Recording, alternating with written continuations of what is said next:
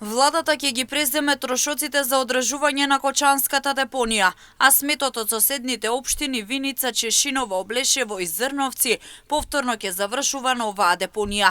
Министерот за животна средина Изет Меджити посочи дека проблемот овде бил финансиски и затоа владата ќе излезе во пресрет на граѓаните, ќе се помогне финансиски со цел проектот да се реши краткорочно или среднорочно.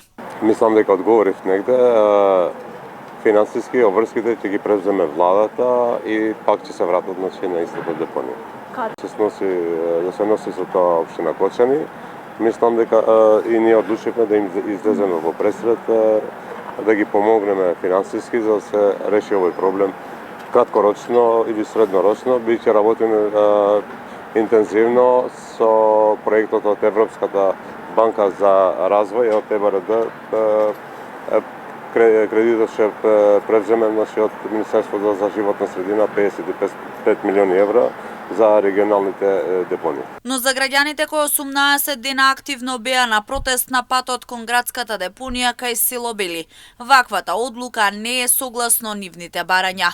Велат ова може дополнително да придонесе за реактивирање на протестите. Децидни се дека отпадот од соседните општини не треба да завршува на градската депонија во Кучани и секоја општина сметот да си го третира соодветно во сопствениот двор. Забраната за носење на сметот останатите општини на градската депонија во Кучани се донеси на седница на Советот на општина Кучани на 13 ноември, едногласно од страна на советниците.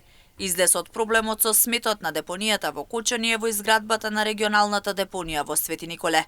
Тендерот за изградба се распише на 18 октомври годинава, а депонијата треба да биде готова за 2,5 години. Со пари од Европската банка за обнова и развој, предвидено е во државата да се изградат 4 регионални депонии, а во депонијата кај Свети Николско Мечкуевци ќе се преработува отпадот од 18 општини од источниот и североисточниот регион.